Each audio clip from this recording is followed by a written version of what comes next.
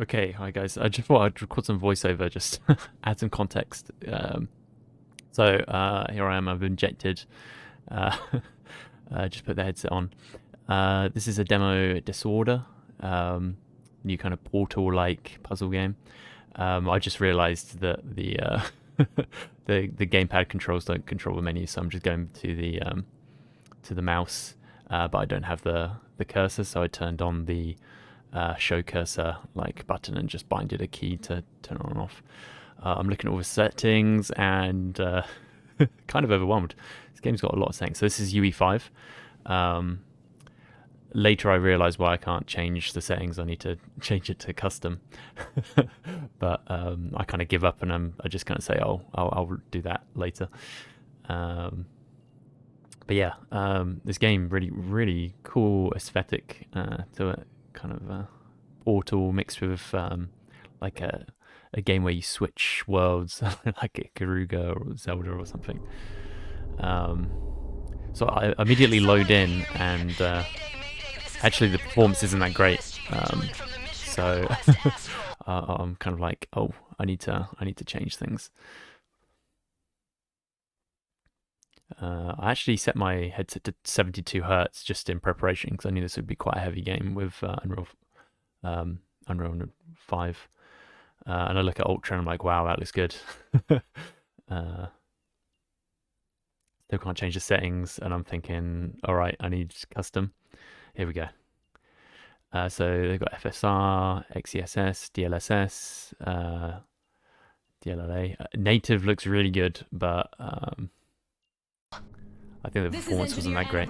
I receive your signal. I repeat, I receive your signal. Also, in this like starting level, there's like this glitch effect, which doesn't appear later on, but it's just in this tutorial bit. A lot of the CVARs were kind of unavailable. What fucking monolith? But yeah, just having a look. I do actually a lot of it in the in just the normal settings.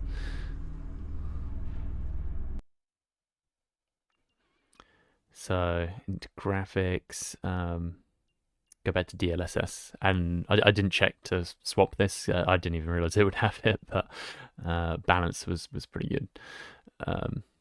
So yeah, screen trace global. You don't see this, but in my right eye, it's completely broken. It's like white and purple, which is interesting because this is recording my left eye. Yeah, the screen space and just the none. With lumen, I was like, I'll just keep the none. It seemed to improve the performance quite a bit, and it didn't by default use my hardware for the lumen, and then that also seemed to improve it a whole bunch. It turned on the experimental features there, and I finally get to turn off motion blur.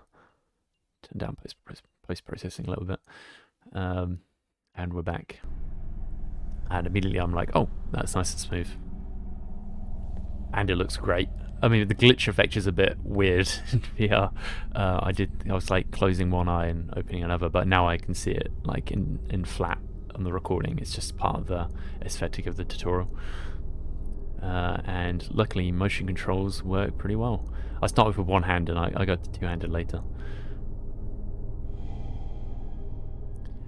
And I realised it's set the screen percentage to 50%, which seems to have improved performance quite a bit. And off we go.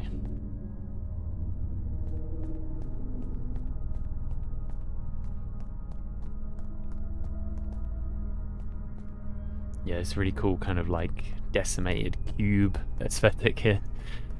I remember seeing this game on like the Unreal Engine Reddit forums a while ago, and it was really looking good then. But it's a really nice polish to it. It's got some real good style to it. So I'm looking forward to its release. I would recommend to wishlist it on Steam. And it seems like it's gonna. I would probably rate this. Works well, works perfectly. I don't know. It probably works well just because it's a demo. I don't know what's going to happen on full release, but it's pretty close to works perfectly already. And I'm actually quite happy there's a lot of graphic settings. I'd imagine we could probably fine tune this to be like just perfect. So yeah, it's kind of like showing off you swap between like a red and blue world. and we get our portal gun in a second.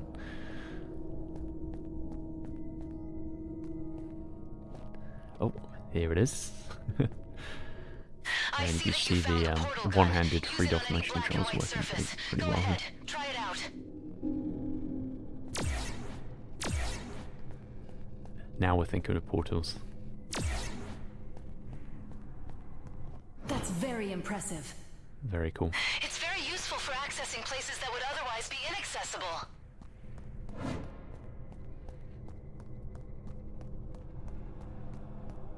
Yeah, and I'm surprised that the lighting just looks, yeah, really nice. Like the reflections and everything. So I'm just scrolling, and I'm gonna, I think I changed it to, yeah, two-handed. Yeah. Just because it's kind of like a rifle, and just because the model's holding it with two hands, I thought it would be more appropriate.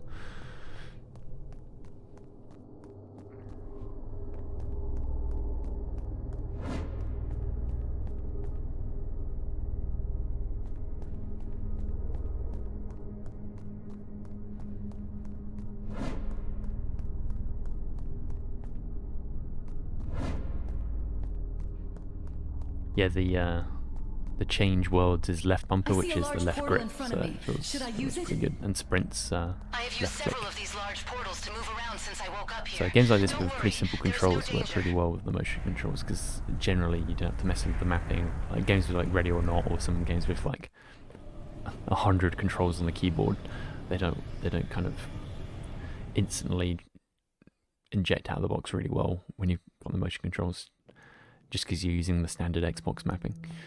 A powerful source of dark energy seems right in front of you. Be careful.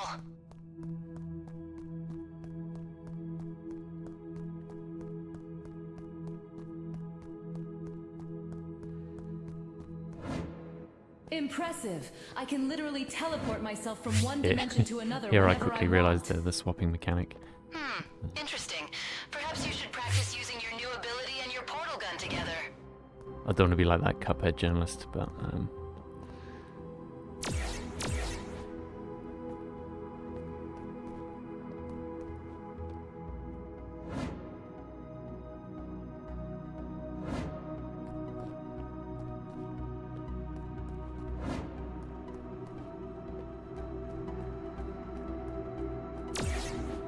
yeah, I was a bit confused at first. The checker box almost looks like a broken texture, but it's just part of the aesthetic.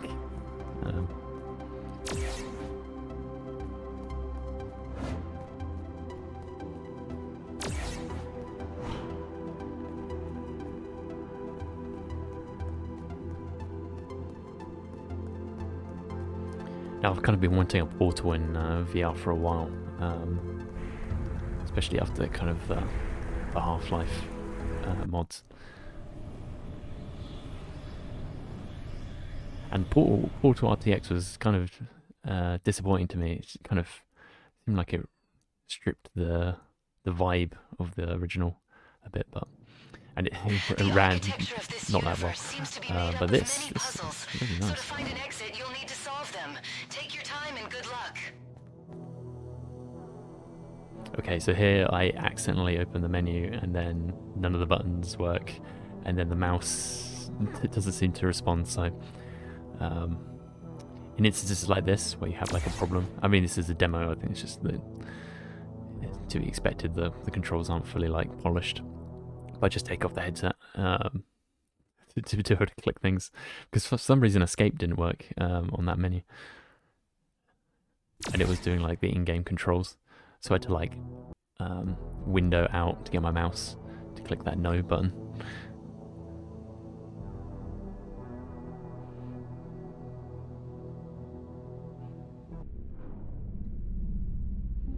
Now today actually Praydog recently did a fix for split screen games, so we'll be testing It Takes Two later on. I need to find someone to do that with co-op, so that should be fun.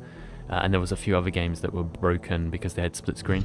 There's a new kind of split screen compatibility function in the injector now, in the UEVR mod. So I need to test that a lot later.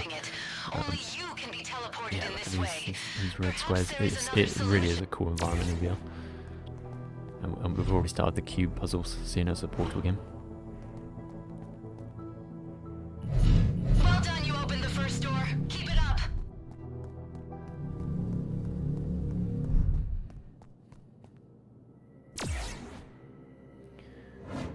Now I'm like, oh, I need to get that cube on the pillar.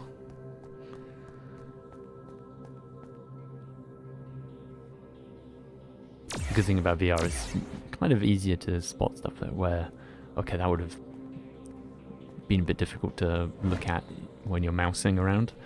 But in VR, it's just kind of like in your vision. I just caught it by the corner of my eye. I thought, oh, I could drop onto that, but no, it's a platforming puzzle now.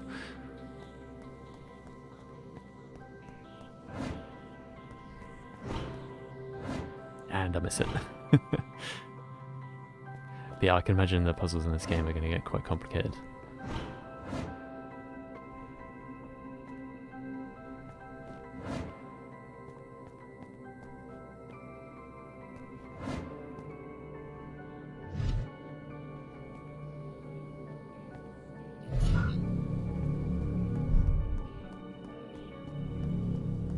But yeah, we're getting pretty close to almost 300 works well and works perfectly games. To be honest, we were pretty generous with the works perfectly label at the start. But I mean, those are like the really good categories. Basically, it's really good. And we're almost up to 350 if you include the works okay, which are also pretty good. Just like some problems, like straight out of the box. And also with the new split screen function that Praydog added, should up that number a bit. And I've got at least 25-30 things just in the queue already to immediately look at, so I think we're getting closer to like the 400 plus total number, and it would be really good to hit the 300 works well and works perfectly. So yeah, so I'll try and hit that number this week. But anyway, I'll leave you guys to watch me completely fail this puzzle and think, oh, it's too early in the morning on a Tuesday morning after a bank holiday to solve this puzzle. But yeah, that's Disorder.